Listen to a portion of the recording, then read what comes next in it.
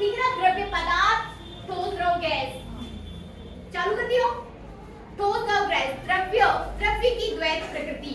देखिए पूरे चैप्टर को आपने नाम दिया है द्रव्य तथा विकिरण की द्वैत प्रकृति।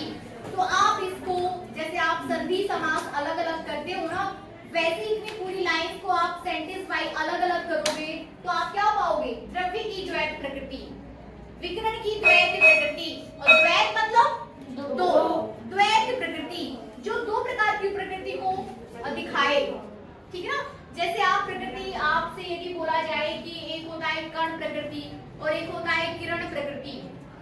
ठीक है ना। एक क्या होता है कण प्रकृति और दूसरा क्या होता है किरण प्रकृति।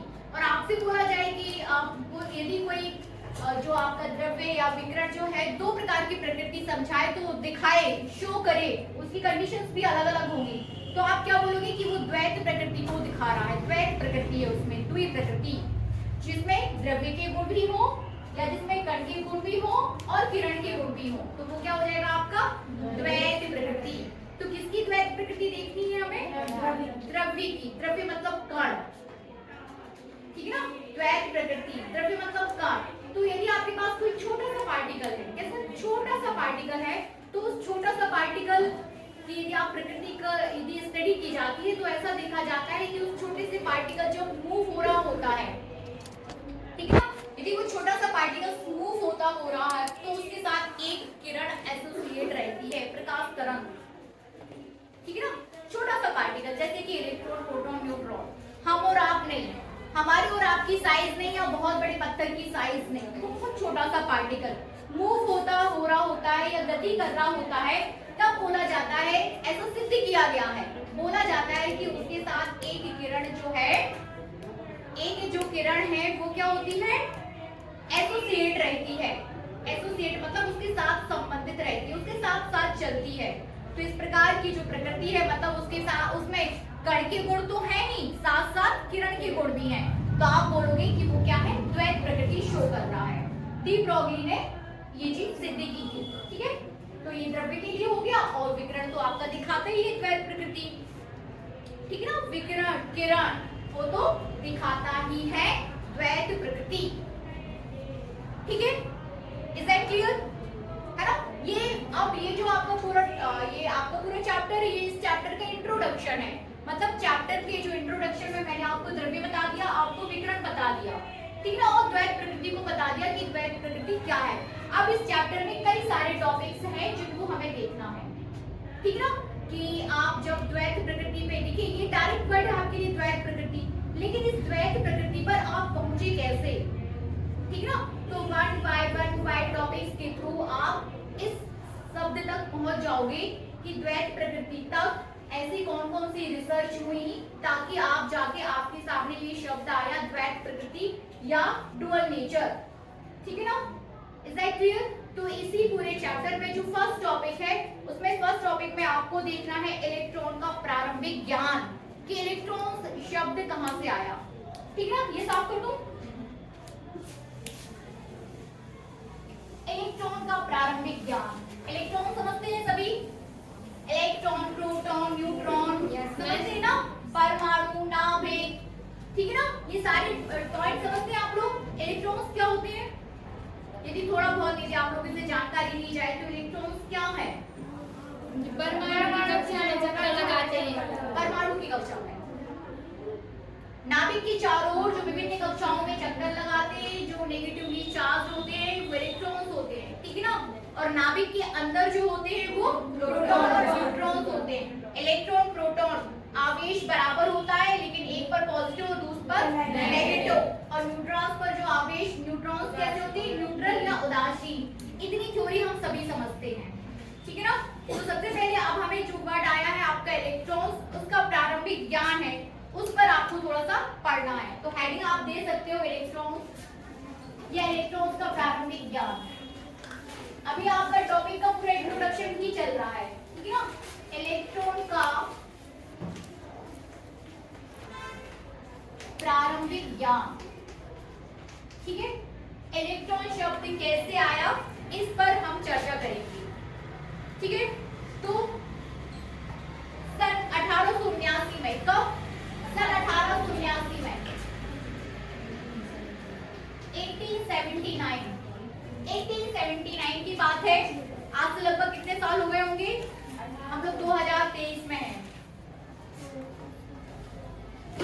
में नहीं काउंट करना कितने साल हो गए होंगे। हम तो इसकी बात करेंगे कि सन 1879 में वैज्ञानिक विलियम क्रूक, ठीक है ना, ये इलेक्ट्रॉन्स वर्ड पर जब स्टडी की गई तो इस पर किसने खोज की थी इलेक्ट्रॉन्स की? इलेक्ट्रॉन की खोज या इलेक्ट्रॉन की खोज किसने की? J Thomson. लेकिन जे थॉमसन के पहले भी कई सारे काम इस पर किए गए। तो सबसे पहले बात हम किसकी कर रहे हैं? 1879 में वैज्ञानिक विलियम क्रूक ने अपने प्रयोगों में पाया कि साधारण दाब पर प्राय सभी गैसें विद्युत की कुचालक होती हैं, ठीक है ना। इलेक्ट्रॉन की खोज की जा रही है, लेकिन हम अभी बात किसकी कर रहे हैं? वायु की या गैसेस की, ठीक है ना। बात किसकी कर रहे हैं हम यहाँ पे? गैसेस की। लेकिन जो आपके प्रयोग हो रहे हैं वो आपको कहाँ लेके जा रहे हैं? इलेक्ट्रॉन्स तक, ठीक है। तो सन 1879 में एक थॉट आया, किसने दिया? विलियम क्रूक ने। विलियम क्रूक ने, और विलियम क्रूक ने आपको बताया कि सभी गैसेस जो है विद्युत की कुचालक होती है, सभी गैसें, इन्होंने ऐसा बताया, लेकिन ऐसा है नहीं। कुछ गैसेस जो है विद्युत की कुचालक भी होती हैं। तो 1879 में वैज्ञानिक क्रूक ने क्या बताया? सभी गैसें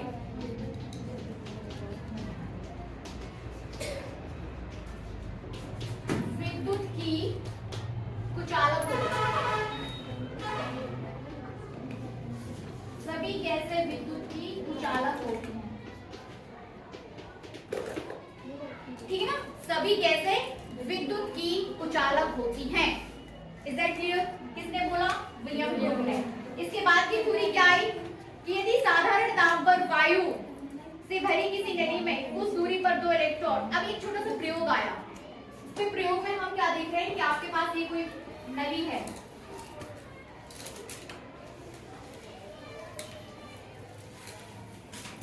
ठीक है ना। ये क्या है? एक नली है, और ये यहाँ पर क्या लगे हैं? इलेक्ट्रोड लगे हैं, समझ रहे हैं ना? इलेक्ट्रोड। और इसका कनेक्शन आपने किससे कर दिया? किसी विद्युत एसी लाइट, एसी सोर्स से, ठीक है ना, जो लगभग आपको 1000 वोल्ट दे रहा है। यहाँ पे 1000 वोल्ट दे रहा है, ठीक है। एक को आप कैथोड बोल रहे हो और एक को आप क्या बोल रहे हो? एनोड। एनोड और कैथोड, एनोड मतलब पॉजिटिव, मतलब a connected, this electrode is positive and connected by plus point, plus terminal, ठीक है ना। और ये वाला जो है किससे कनेक्टेड है? नेगेटिव से। फिर से देखिए, सबसे पहले ग्रुप ने क्या बोल दिया कि साधारण दाब, ताप और आयतन की यदि आप बात करो तो सभी की सभी गैसें क्या होती हैं? विद्युत की कुचालक। लेकिन इसके बाद हम एक एक्सपेरिमेंट करने जा रहे हैं जिस पर आपको देखना है कि किन कंडीशंस में गैसें जो है विद्युत की कुचालक या विद्युत की जो है सुचालक हो सकती हैं, किन कंडीशंस में, ठीक है ना। तो उसके लिए आपने एक छोटा सा प्रयोग किया। आपके पास क्या है? एक कांच की नली है, ठीक है ना, जिस पर आपके पास ये एनोड है, इसका कनेक्शन आपने प्लस टर्मिनल से कर दिया, इस इलेक्ट्रोड का कनेक्शन आपने नेगेटिव से कर दिया। ये हो जाएगा आपका कैथोड, ये हो जाएगा आपका एनोड। एनोड हमेशा पॉजिटिव रहता है, कैथोड हमेशा नेगेटिव रहता है, ठीक है ना। और इसमें आपने क्या भर दी? गैस। इसमें गैस भरी हुई है। अब आप क्या करोगे? और यहाँ पर आपने लिया है एक छोटा सा, मतलब इस पॉइंट के थ्रू, जो मैंने एरो का निशान लगाया ना, यहाँ से आप दाब को, दाब मतलब इस गैस के अंदर जो दाब है उसको आप वेरी करोगे। कभी आप दाब ज्यादा करोगे, कभी कम, नहीं कभी कम से आप स्टार्ट करोगे। सारी कंडीशंस ठीक है, ये सारी चीजें क्या फिक्स है। आपने एनोड कैथोड को 1000 वोल्ट के विद्युत सोर्स से क्या कर दिया? जोड़ दिया। Is that clear? ठीक है। फिर इस पॉइंट के थ्रू आप दाब को वेरी कर रहे हो, आप धीरे धीरे दाब को कम करोगे, कम करोगे, कम कर रहे हैं ना, कुछ और दाब है या फिर बढ़ा रहे, जो भी है, लेकिन दाब को आप क्या कर रहे हो? वेरी कर रहे हो। और फिर स्टडी कर रहे हो कि गैस इस नली में हो क्या रहा है, ठीक है ना। क्या कर रहे हो? इस नली में दाब का क्या प्रभाव पड़ रहा है, दाब को कम करने से या दाब को बढ़ाने से होता क्या है, वो चीज हमें करनी है। Is that clear? समझ आया कि हम क्या करने वाले हैं? ठीक है, तो सबसे ये चित्र क्लियर हुआ। तो सबसे पहले आपने देखा, ठीक है, और इस पूरी प्रक्रिया को हम क्या बोल देते हैं? विद्युत विसर्जन, गैस का विद्युत विसर्जन। इस पूरी प्रक्रिया को, जो आप ये पूरा काम करने जा रहे हो, इसको हम क्या बोल देते हैं? गैस का विद्युत विसर्जन। विसर्जन। Is that clear? बोला जा रहा है आपसे कि अल्प दाब पर गैसों से होकर विद्युत प्रवाह होने की घटना, अल्प दाब पर, बहुत कम दाब पर आप गैसों में विद्युत प्रवाह करते हो, ठीक है ना, विद्युत प्रवाह किया जाता है, तो ये पूरी घटना आपकी क्या कहलाती है? विद्युत विसर्जन। Is that clear? अब यहाँ देखिए किया क्या आपने, तो सबसे पहले आपके पास इस नली को आप विसर्जन नलिका बोल देते हो, ये पूरी घटना आपके पास हो जाएगी विद्युत विसर्जन, और इस नली को आप क्या बोल देते हो? विसर्जन नलिका, विसर्जन।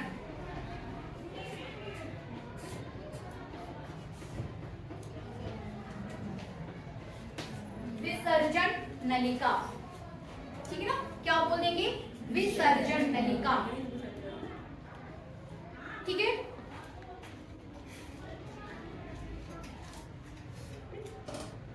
विसर्जन नलिका, ठीक है। तो सबसे पहले क्या है, ये विसर्जन नलिका का थोड़ा डिस्क्रिप्शन आप देख लेते हो कि आपके पास जो विसर्जन नलिका है उसकी लंबाई लगभग 50 सेंटीमीटर है। ये जो विसर्जन नलिका है इसकी लंबाई की यदि आप बात करो तो इसकी लंबाई जो हो जाएगी लगभग 50 सेंटीमीटर, ठीक ना, लंबाई लगभग 50 सेंटीमीटर तथा इसका व्यास जो है विसर्जन नलिका का वो हो जाएगा 5 सेंटीमीटर, ठीक है ना, व्यास 5 सेंटीमीटर। कैसी है? कांच की है और इसकी आकृति बेलनाकार है। मैं क्लास ले रही हूँ, मैं क्लास के समय कैसे प्रसाद ले सकते हैं?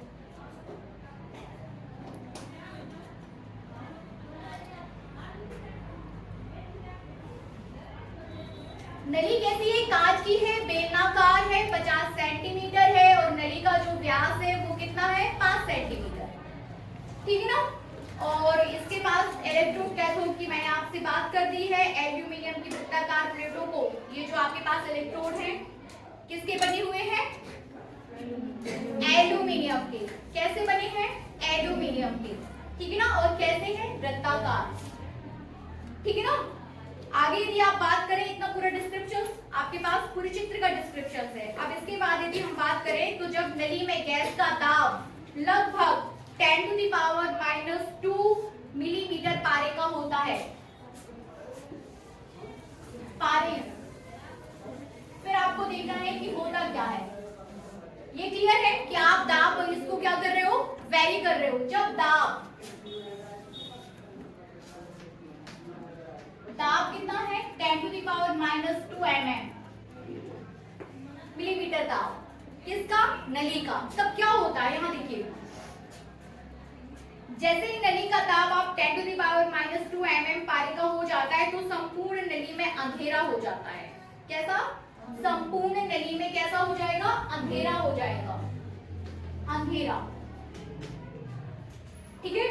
और आगे देखिए, अंधकार फैल जाता है तथा नली के अंदर कैथोड से इसके तल के लंबवत कुछ अदृश्य किरणें दिखाई देती हैं या निकलती हैं जो एनोड के पीछे कांच से टकराकर प्रतिदीप्ति उत्पन्न करती हैं। एनोड से टकराकर प्रतिदीप्ति उत्पन्न करती हैं। फर्स्ट पॉइंट, जैसे आपने 10⁻² mm क्या कर दिया? दाब कर दिया, किसका? नली का, ठीक है ना, किसका दाब कर दिया? नली का। तो क्या हो जाएगा? एक अंधेरा सा छा जाएगा, ठीक है ना, नली में अंधेरा छा जाएगा। किस में अंधेरा छा जा रहा है? नली में। जस्ट सपोज नली में अंधेरा छा जा रहा है, लेकिन किरणें कहाँ उत्पन्न हो रही हैं? इलेक्ट्रोड्स के पास। आप कह रहे हो कि अदृश्य किरणें भी हैं और आप कह रहे हो कि अंधेरा भी छा रहा है, तो दोनों पॉइंट्स को अलग अलग करिए। अंधेरा कहाँ छा रहा है? नली में, लेकिन जो अदृश्य किरणें उत्पन्न हो रही हैं वो इलेक्ट्रोड के पास है, और वो कहाँ पर है? इससे तल के लंबवत कुछ अदृश्य किरणें निकलती हैं जो एनोड के पीछे कांच से टकराकर, एनोड के पीछे, कहां पर आपका एनोड? एनोड के पीछे, इसके वाले पीछे कांच से टकराकर प्रतिदीप्ति उत्पन्न करती। प्रतिदीप्ति मतलब चमक, प्रतिदीप्ति मतलब चमक उत्पन्न करती है। Is that clear? कहां आपको चमक दिखाई देगी? इस पॉइंट पर, इधर आपको चमक दिखाई देगी, ठीक ना। यहाँ पूरे में क्या छा जाना है? अंधेरा, और चमक आपको यहाँ दिखाई देगी, और कितने प्रेशर पर? 10⁻² mm प्रेशर पर। Is that clear? ये फर्स्ट पॉइंट है, पहला। अब दूसरे पॉइंट की यदि आप बात करो तो अब आपको देखना है कि सर ये जो किरणें हैं, जो अदृश्य किरणें हैं, जो आपको कहां पर दिख रही हैं, एनोड के पीछे, ठीक है ना। ये जो अदृश्य किरणें हैं जो एनोड के पीछे आपको दिखाई दे रही है, उन किरणों को हम बोलते हैं कैथोड किरणें, ठीक है ना। क्या बोलेंगे, कैथोड किरणें।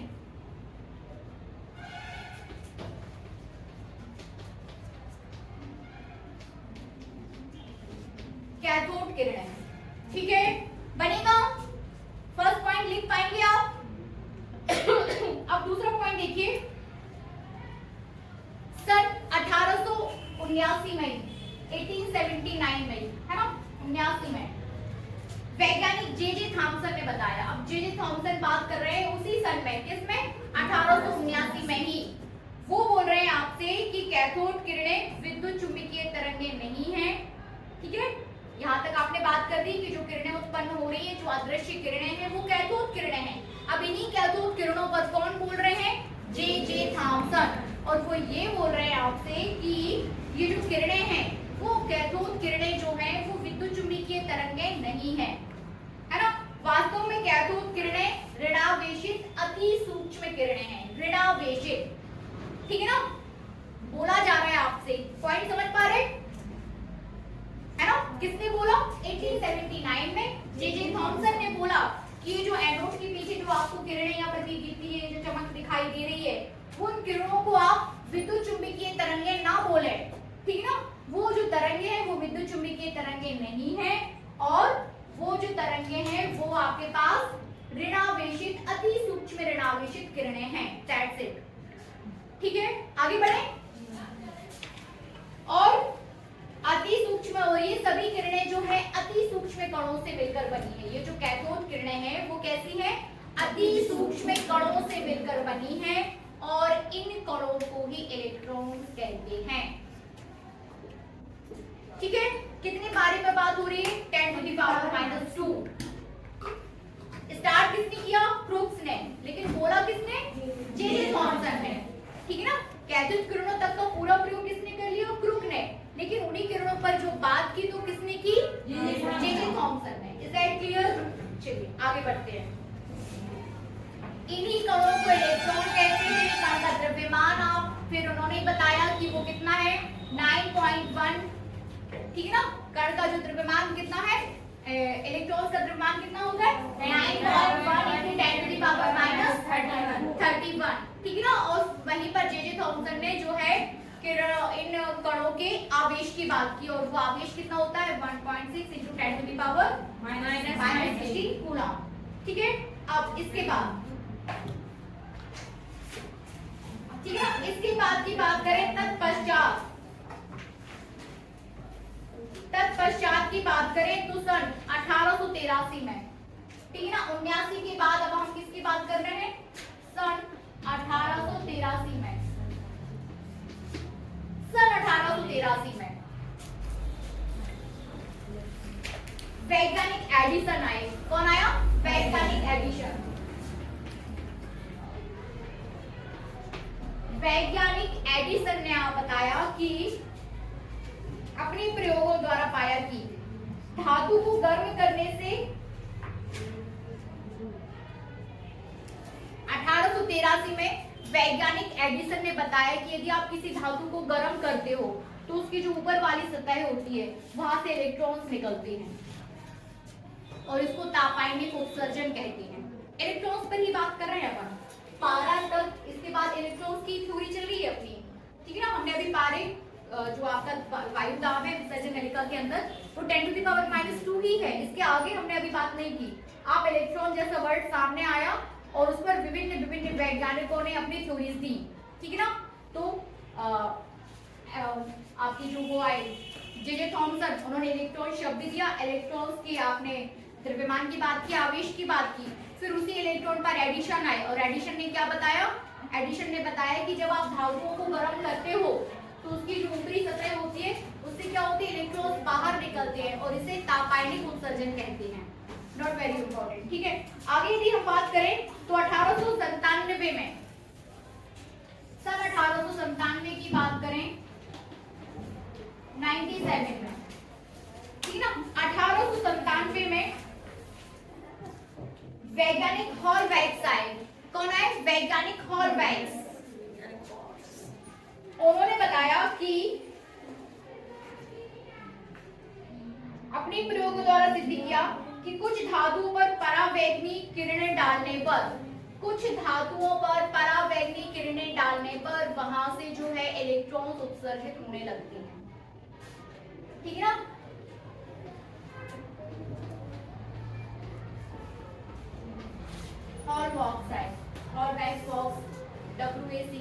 ठीक है ना?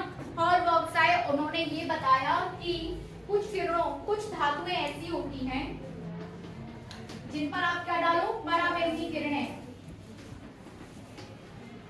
यदि आप परावैंगनी किरणें डालते हो तो फिर वहां से इलेक्ट्रॉन उत्सर्जित होने लगते हैं।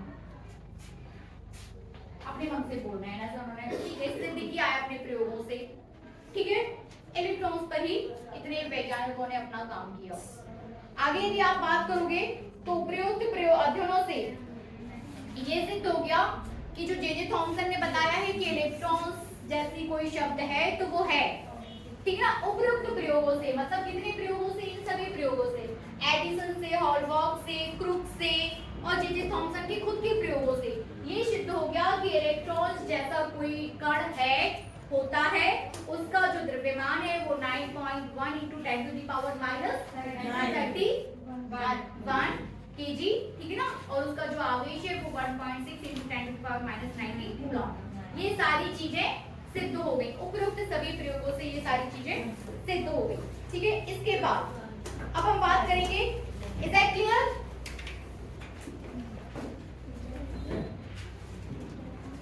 ठीक है ना? इतनी सारी बातें आपकी जे थॉमसन से सिद्ध हो गई।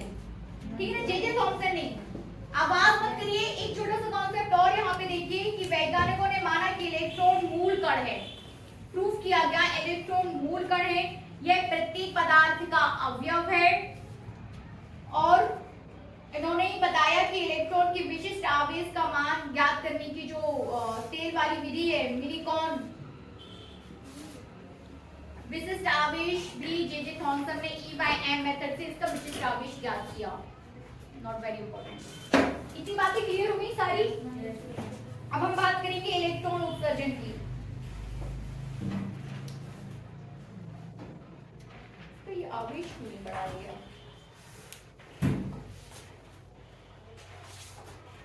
दाब को यहाँ पे वेरी नहीं किया गया है।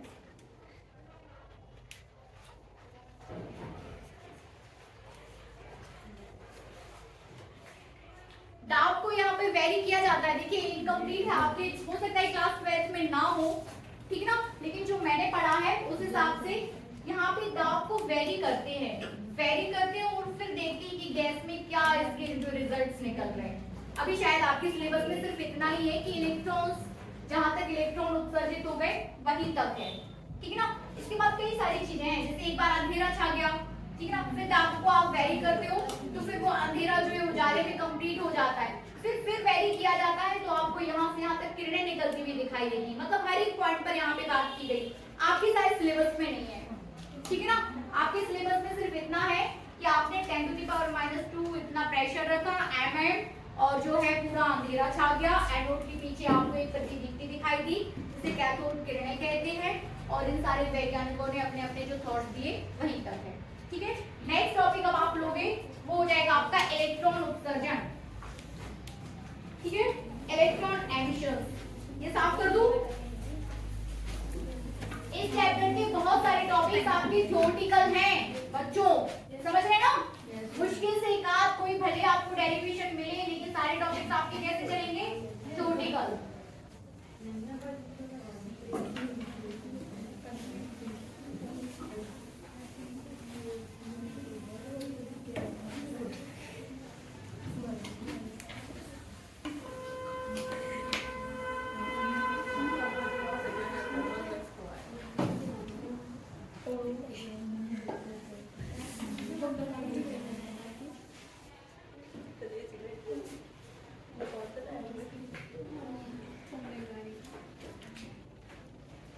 इलेक्ट्रॉन उत्सर्जन हेडिंग दे सकते हैं हम, इलेक्ट्रॉन उत्सर्जन।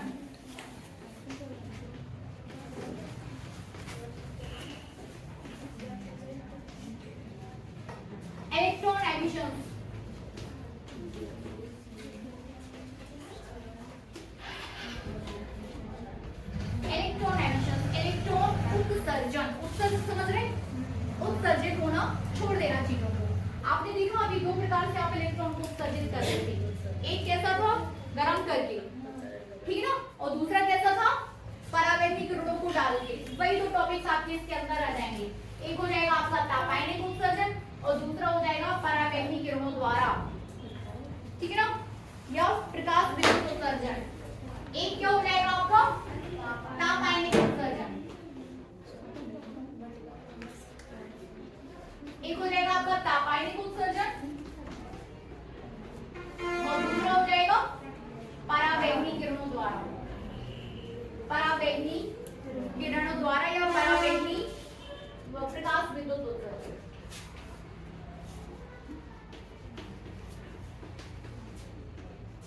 प्रकाश विद्युत उत्सर्जन, इसकी आपको वही है जो थ्योरी मैंने आपको बताई कि तापायनिक उत्सर्जन में कौन था हॉलबैक्स, ठीक है ना। हॉलबैक्स में कुछ धातुएं ऐसी होती हैं जिनको गर्म करने पर उसकी ऊपरी सतह से इलेक्ट्रॉन उत्सर्जित होने लगते हैं। इस प्रकार की घटना आपकी तापायनिक उत्सर्जन हो जाएगी, जिसे किसने बताया हॉलबैक्स ने। और यहाँ पर प्रकाश विद्युत उत्सर्जन, कुछ धातुएं ऐसी होती हैं जिन पर यदि आप परावैद्युतिक प्रकाश किरणें डालते हो तो उसकी ऊपरी सतह से इलेक्ट्रॉन उत्सर्जित होने लगते हैं। ये आपका क्या हो जाएगा प्रकाश विद्युत उत्सर्जन। अब इसके बाद तीसरा जो उत्सर्जन है वो हो जाएगा आपका क्षेत्र उत्सर्जन, फील्ड एमिशंस। इसमें क्या है कि जब किसी धातु को प्रबल विद्युत क्षेत्र में रखा जाता है, ठीक है ना, फील्ड अप्लाई किया जा रहा है, फील्ड से क्षेत्र से मतलब यहाँ पर एरिया से नहीं है, क्षेत्र से मतलब यहाँ पर फील्ड से विद्युत फील्ड से है, इलेक्ट्रिक फील्ड से है, ठीक है। तो जब किसी धातु पर एक प्रबल विद्युत क्षेत्र के बीच यदि आप किसी धातु को लेके आ रहे हो तो उस धातु से इलेक्ट्रॉन उत्सर्जन की जो घटना होगी वो क्या हो जाएगी फील्ड उत्सर्जन या क्षेत्र उत्सर्जन बनेगा, ठीक है ना, यही है विद्युत उत्सर्जन। इसके बाद नेक्स्ट हेडिंग हम देंगे द्वितीयक उत्सर्जन, सेकेंडरी एमिशन, ठीक है ना। दो में तीसरा आपका आ गया क्या क्षेत्र उत्सर्जन, और चौथा आपका हो जाएगा सेकेंडरी एमिशन या द्वितीयक उत्सर्जन। इसको भी देखिए,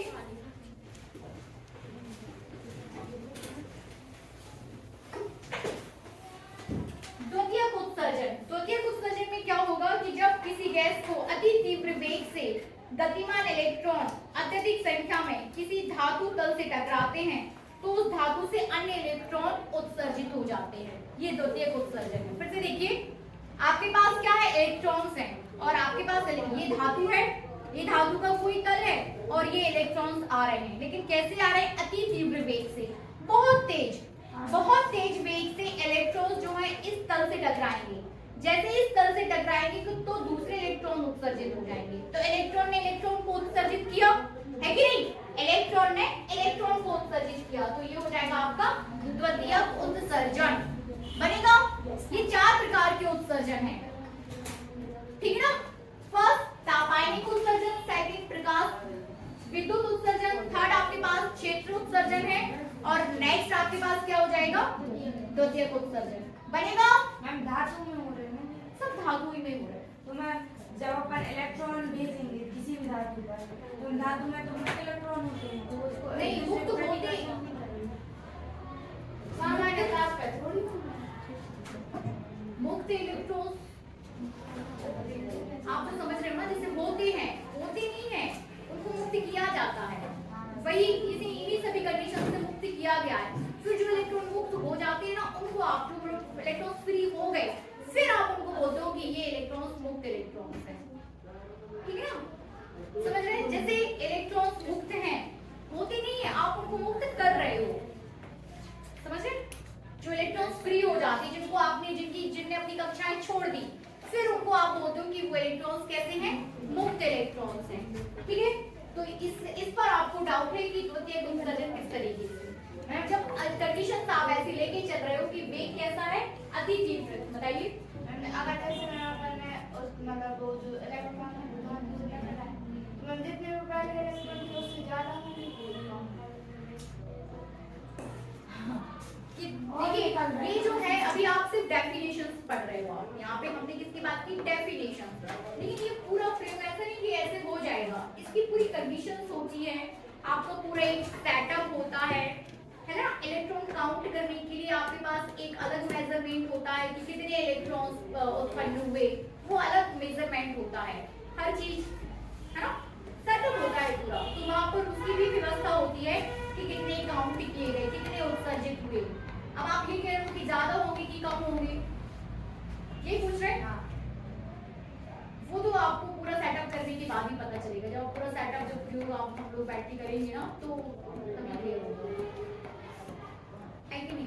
पूरा सेटअप होता है, कोई भी काम ऐसे नहीं होता। अभी तो सिर्फ डेफिनेशंस को देख रहे हैं, लेकिन ऐसा नहीं है कि आप उठाओ और उसको तवे पर गर्म कर दो तो तापायनिक उत्सर्जन हो जाता है, नहीं, पूरा सेटअप होता है इसका, ठीक है ना। ऐसा नहीं कि आपने उठाया और उसमें परावैद्युत प्रकाश डाल दिया, नहीं, पूरा सेटअप होगा, ठीक ना। कि इलेक्ट्रॉन जो आपके उत्पन्न हो रहे हैं वो जाके कहाँ टकराएंगे, है कि नहीं। फिर आपने बोला कि ये प्रकाश विद्युत उत्सर्जन, ये तो हो गया क्षेत्र उत्सर्जन। तो क्षेत्र उत्सर्जन में क्या आप क्या कर रहे हो, फील्ड अप्लाई करा रहे हो, इलेक्ट्रिक फील्ड अप्लाई करा रहे हो धातुओं में, ठीक ना, और फिर इलेक्ट्रॉन्स उत्पन्न हो रहे हैं। तो पूरा आपका सेटअप होता है और फिर ही कोई काम होता है। आगे बढ़े बेबी, चलिए नेक्स्ट। अब आपको देखना है लेनार्ड का प्रयोग, इज वेरी इंपॉर्टेंट। प्रकाश विद्युत प्रवाह, सॉरी पहले हम देखेंगे प्रकाश विद्युत प्रवाह, ये साफ कर दो। इलेक्ट्रिक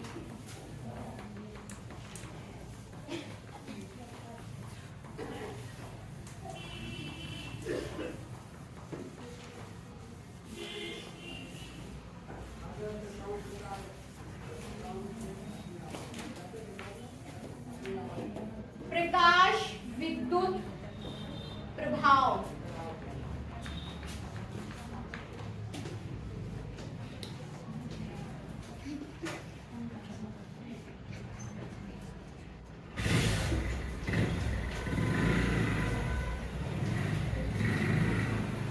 प्रकाश विद्युत प्रभाव, ठीक है ना। फोटो इलेक्ट्रिक इफेक्ट,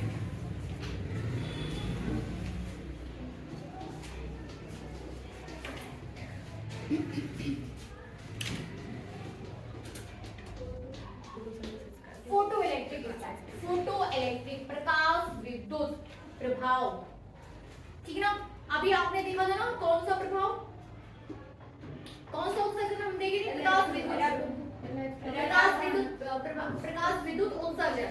एक वर्ड आपके पास आया था प्रकाश विद्युत उत्सर्जन, ठीक ना। इलेक्ट्रॉन उत्सर्जित हो गए थे, हो गए थे ना। आपने परावैद्युत प्रकाश डाला किस पे, किसी धातु पर, किसी धातु पर, उसके लिए भी स्पेसिफिक। देखिए सभी प्रकार की धातुओं पर सारे प्रयोग नहीं होते हैं, ठीक ना। कुछ धातुएं ऐसी होंगी, सिलेक्टेड एलिमेंट्स होंगे जिन पर आपने प्रकाश डाला और वहां से इलेक्ट्रॉन उत्सर्जित हुए, इसको हमने प्रकाश विद्युत उत्सर्जन बोला। अब हम जानते हैं कि जब इलेक्ट्रॉन मूव करते हैं तो धारा बहती है, ठीक ना। इलेक्ट्रॉनों का प्रवाह क्या है, धारा है। तो धारा का, ये जो धारा बहती हुई धारा यदि आपको दिखाई देती है या उसको ऑब्जर्व किया जाता है तो यही पूरा प्रभाव आपका हो जाता है प्रकाश विद्युत प्रभाव। ध्यान से देखिए, फिर से हेडिंग यही है आपके पास जो मैं आपको बोल रही हूँ कि इलेक्ट्रॉन आपके उत्सर्जित हो गए। अब इलेक्ट्रॉन जो उत्सर्जित हो गए वो इलेक्ट्रॉन क्या है, मूवेबल होते हैं, गति कर रहे हैं, ठीक है ना।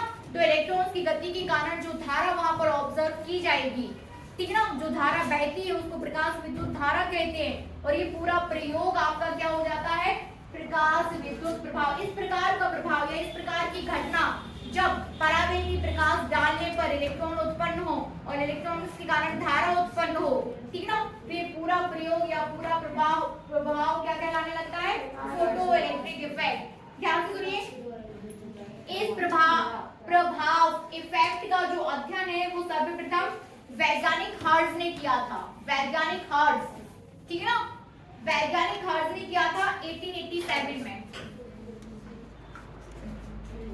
वैज्ञानिक हर्ट्ज 1887 में सर्वप्रथम इस प्रभाव का अध्ययन या इस घटना का जो अध्ययन है वो सर्वप्रथम किसने किया, हर्ट्ज ने 1887 में, ठीक है। आगे यदि हम बात करें तो उन्होंने पाया कि यदि विसर्जन नलिका में, वो जो आपके पास बेलनाकार नली थी उसी की बात कर रहे हैं, यदि विसर्जन नली में कांच के तल पर परावैगनी किरणें डाली जाएं, ठीक है ना, कांच के तल पर। थोड़ा सा सपोज करके देखिए, थोड़ा सा दिमाग में भी लेके आइए कि आपके पास ये पूरी कांच की नली है, उसके तल पर आप क्या डाल रहे हो, परावैगनी किरणें, ठीक है ना। यदि परावैगनी किरणों को डाल दिया जाए तो क्या होता है, तो विद्युत विसर्जन आसानी से हो जाता है। एक तो विद्युत विसर्जन आप क्या कर रहे हो, 1000 वोल्ट की आपके पास एसी सोर्स है, आप वोल्टेज के थ्रू करा रहे हो। लेकिन वैज्ञानिक हर्ट्ज क्या बोल रहे हैं, वैज्ञानिक हर्ट्ज बोल रहे हैं इसको हटा दो और क्या लेके आओ, परावैगनी किरणें। और उन परावैगनी किरणों को यदि आप उस कांच की नली के तल पर डाल देते हो तो विद्युत विसर्जन आसानी से हो जाता है। कैसा हो जाता है, आसानी से। Is that clear? अब आगे क्या बोल रहे हैं, सन 1888 में इस प्रभाव को वैज्ञानिक हॉलबर्ग ने अपने प्रयोगों में किया। मतलब हर्ट्ज ने सिर्फ बोला और हॉलबर्ग ने इसको किया, ठीक है ना। तो प्रयोग में इन्होंने किया, ठीक है ना। प्रयोग की यदि आप बात करो तो हॉलबर्ग द्वारा जो प्रयोग किया गया है उसको अपन देख लेते हैं, उसका चित्र कि उन्होंने किया क्या। अभी आप जो ये फिजिक्स पढ़ रहे हो ना, ये बहुत इंपॉर्टेंट फिजिक्स है, ये जो अपन चैप्टर स्टार्ट कर दिए। अब आप क्वांटम की तरफ हो, ठीक है ना। आप प्रकाश आपने पूरा पढ़ लिया, प्रकाश से रिलेटेड किरण, तरंग, सारी चीजें पढ़ ली। लेकिन अब जो प्रयोग आपके विसर्जन नलिका से जो प्रयोग सिद्ध हो जाते हैं, जो प्रयोगों पर आप करने लगते हो ना, अब आप किसकी तरफ हो, और हायर फिजिक्स पढ़ने के लिए आप तैयार हो रहे हो, ठीक है ना। अब ये नहीं रहा है कि आपको इलेक्ट्रिक फील्ड जोड़ना है, फिर मैग्नेटिक फील्ड जोड़ना है, फिर अब आपकी जो फिजिक्स स्टार्ट हो जाती है वो थ्योरेटिकल स्टार्ट हो जाती है। आप यहाँ से इसको पढ़ोगे, पूरा तरंग की द्वैत प्रकृति ये पढ़ोगे, ठीक है ना। इसके बाद फिर आपको क्या पढ़ना है, आप परमाणु को समझोगे, ठीक है ना, आप नाभिक को समझोगे। इसके बाद आप रेडियो एक्टिव एलिमेंट्स को समझोगे और आप बढ़ जाओगे किसकी तरफ, क्वांटम फिजिक्स की तरफ, हायर फिजिक्स की तरफ। और ये पूरा फिजिक्स आपका थ्योरेटिकल रहेगा, कॉन्सेप्ट बेस्ड, प्रयोग रहेंगे और थ्योरी रहेगी। समझ रहे ना, कैसा रहेगा, प्रयोग रहेंगे और थ्योरी रहेगी। तो इस फिजिक्स को बहुत ध्यान से पढ़ना रहता है, समझ रहे, कॉन्सेप्ट को समझना रहता है, ठीक है। तो हर्ट्ज का प्रयोग आपने देखा कि हर्ट्ज ने क्या बोला, हर्ट्ज ने बोला कि वो वहां डालो एसी परिपथ और आप क्या डाल दो, परावैगनी किरणें। जैसे आप परावैगनी किरणें डालोगे तो विद्युत का विसर्जन जो है वो आसानी से हो जाएगा, ठीक है। इन्होंने बोला और किया किसने, वैज्ञानिक हॉलबर्ग ने। इन्होंने अपने प्रयोग में किया। यहाँ देखो, ये है आपके पास, अब ये इस प्रकार की नली ले रहे हैं, ठीक है, इसमें गैस भरी है, ये इनके हो जाएंगे क्या, इलेक्ट्रोड, और इसका कनेक्शन आप किससे कर दोगे, कनेक्शन आपको कर दिया गया है बैटरी से, और एक कर दिया गया है क्या, गैल्वेनोमीटर से, गैल्वेनोमीटर, ठीक ना। Is that clear? और इस पर आप क्या डाल रहे हो, प्रकाश, परावैगनी प्रकाश। तो परावैगनी प्रकाश इस तरीके नली के तल पर डाला जा रहा है, ठीक है ना। परावैगनी प्रकाश आपने ये डाल दिया,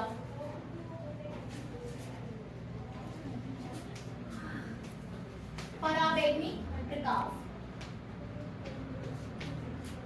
ठीक है। ये हो जाएगी आपकी बैटरी। Is that clear? समझ रहे? पॉइंट देख लीजिए, एक कैथोड हो जाएगा आपके पास और एक हो जाएगा आपके पास एनोड, ठीक है ना। तो यहाँ पर ये कैथोड है, ये माइनस है, तो ये भी माइनस और ये प्लस, ठीक है। ये पूरा प्रयोग है जो कौन करने जा रहा है, वैज्ञानिक हॉलबर्ग। हाँ भाई वैज्ञानिक हॉलबर्ग ये प्रयोग करने जा रहे हैं। प्रयोग चित्र से आपको सारी चीजें क्लियर ही है, ठीक है, कि ये आपके पास नली है, कैथोड है, बैटरी है, गैल्वेनोमीटर क्यों लगाया गया है, कोई बताएगा मुझे? आपने क्या, वेरी गुड। यदि इसमें विक्षेप उत्पन्न होता है तो सीधी बात है कि धारा, इलेक्ट्रॉन उत्पन्न हो रहे हैं और इलेक्ट्रॉन से धारा उत्पन्न हो रही है, यही प्रयोग है। लिख लोगे आप, है ना, यही प्रयोग है। क्या, कि जैसे आप इसमें परावैगनी प्रकाश डालोगे इलेक्ट्रॉन उत्पन्न होंगे, उन्होंने बोल दिया है, ठीक है ना। और उन्होंने तो इससे क्लियर हो जाएगा आपके इसमें यदि गैल्वेनोमीटर में कोई विक्षेप उत्पन्न होता है है, इज दैट क्लियर की धारा प्रवाहित हो रही है। और ये पूरा प्रभाव क्या हो जाएगा आपका? प्रकाश विद्युत प्रभाव बनेगा। नोट्स वगैरह बना लेंगे पक्का सभी? चलिए तो यही है ना। व्याख्या आप देख लीजिए कि इसकी व्याख्या भी अलग अलग तरीके से की गई है। लेनार्ड ने भी अपने प्रयोगों में ये सारी चीजें सिद्ध की है। हमने अभी किसको, दो नाम आपके सामने आए हैं, एक वैज्ञानिक हर्ट्ज और एक वैज्ञानिक हॉर्वाइट्ज। अब लेनार्ड इसमें थोड़ा सा देखिए ये चीज है, इसी को हम भी अपने तरीके से मॉडिफाई कर रहे हैं तो हम अपना नाम दे देंगे। इज दैट क्लियर ना कि आपने ये अभी वृत्ताकार ली है, मैंने इसका शेप चेंज कर दूं। समझ रहे ना बात? समझ में आ रही? एक ही प्रयोग को कई लोग करते हैं और अपने अपने नाम दे देते हैं। अंतर करना क्या है? अंतर क्या है कि आपको उसको डिफरेंशिएट करना है कि उन्होंने क्या किया, फिर इसी प्रयोग पर जो दूसरे वैज्ञानिक आए उन्होंने क्या किया। तो इसके जस्ट बाद लेनार्ड का प्रयोग है। किसका? लेनार्ड का। अभी जो आप ये वृत्ताकार नली देख रहे हो ना, लेनार्ड ने उसको क्या कर दी, बेलनाकार, और फिर प्रयोग किया। उसको भी देख लेते हैं अपन। हाँ देख लेते हैं क्या किया, क्या मॉडिफाई किया, लेकिन कर क्या रहे हैं? प्रकाश विद्युत प्रभाव। आगे बढ़े, साफ कर दूं ये।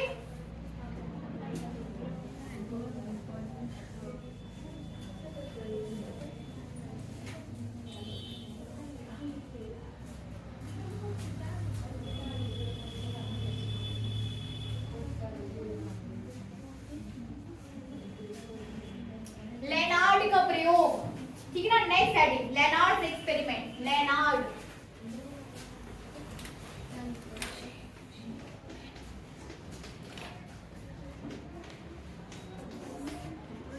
मैं फिर से बात को अपनी रिपीट कर रही हूँ कि अब जो आप फिजिक्स पढ़ने वाले हो उसमें कई सारे वैज्ञानिकों के नाम आएंगे, बहुत सारे प्रयोग, बहुत सारे वैज्ञानिक, और जो सब वैज्ञानिकों ने किया है वो सारी चीजें हमें देखनी है, समझनी है, उनसे सीखना है और फिर दिमाग भी लगाना है कि और क्या हो सकता है। हमेशा ही फिजिक्स या जो साइंस के स्टूडेंट्स होते हैं वो ये नहीं कि पढ़ा और हो गया, पढ़ा और हो गया, पढ़ा और हो गया और परीक्षा दे दी, नहीं, हमें उस पर अपना भी दिमाग लगाना है कि और इससे और बेटर क्या हो सकता था। तब तो हम फिजिक्स पढ़ रहे, नहीं तो फिर हम क्यों पढ़ रहे हैं, है कि नहीं? हम आर्ट्स वाले तो है नहीं कि आपने लिखा और हमने पढ़ लिया, नहीं, हमने लिखा और अब हम क्या कर सकते हैं उस पे। इस टाइप के माइंड ऑफ प्रेजेंस माइंड से हमें साइंस को पढ़ना चाहिए, है कि नहीं? क्योंकि जो ये आखिरी चीज नहीं है कि लेनार्ड का प्रयोग एक आखिरी प्रयोग है, नहीं, ये तो कब हो गया, 1880 में कब की बात है ये। लेनार्ड ने कब किया काम अपना? 90 में किया। लेनार्ड ने जो अपना प्रयोग किया वो कब किया? 1890 में। तो इसके बाद 1890, अब देखिए कितने साल हो गए, 110 और 23 34 35 साल हो गए। वो आखिरी प्रयोग नहीं था, है कि नहीं? ठीक है, तो लेनार्ड का प्रयोग समझ लेते हैं कि लेनार्ड ने क्या किया। चित्र बनाया इसका। नली इनके पास क्या है? बेलनाकार।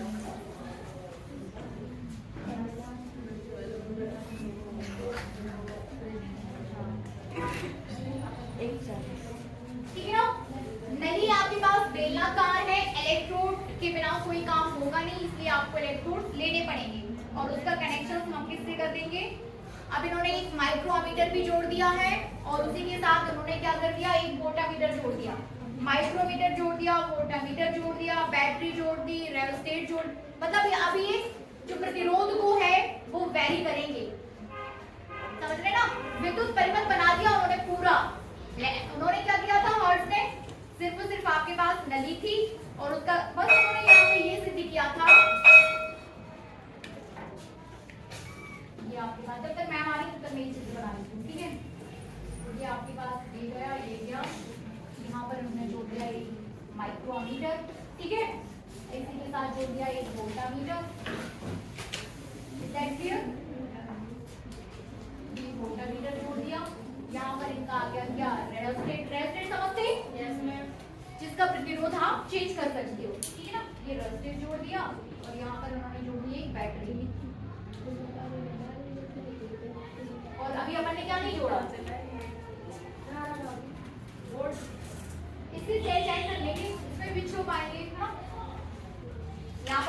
कुंजी और जोड़नी पड़ेगी, ठीक है ना।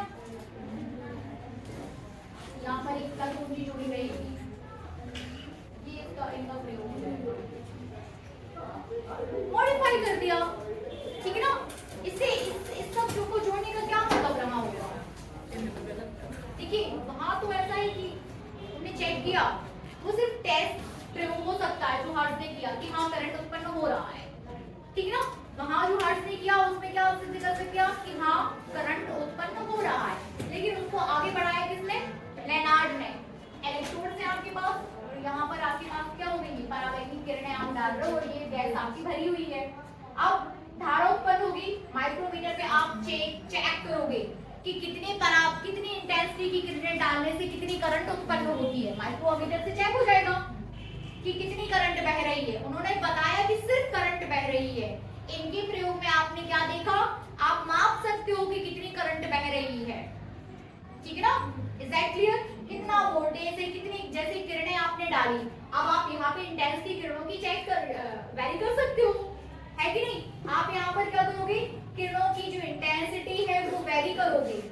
आपने हाई इंटेंसिटी की डालेंगे तो कितनी करंट आएगी, लो इंटेंसिटी की किरणें डालेंगे तो कितनी करंट आएगी। हम लाल किरणों को डालें या फिर परावैद्युतिक की जो वेरी करता है ना, लाल में परावैद्युतिक किरणों की भी वेरी करता है, यहाँ से यहाँ तक की किरणें जो है परावैद्युतिक कहलाएंगी। यदि आप उनकी वैल्यूज चेंज करोगे तो कितनी करंट आएगी, वोल्टेज कितना रहेगा। यदि मैं रेजिस्टेंस चेंज कर दूं, प्रतिरोध को चेंज करेंगे तो ये सारा एक्सपेरिमेंट उनका कैसा हो जाएगा? एक मॉडिफाइड एक्सपेरिमेंट हो जाएगा। इस पर अभी हम और डिस्कस करेंगे, बस कल भी आप लोग हिंदी पढ़ो, ठीक है।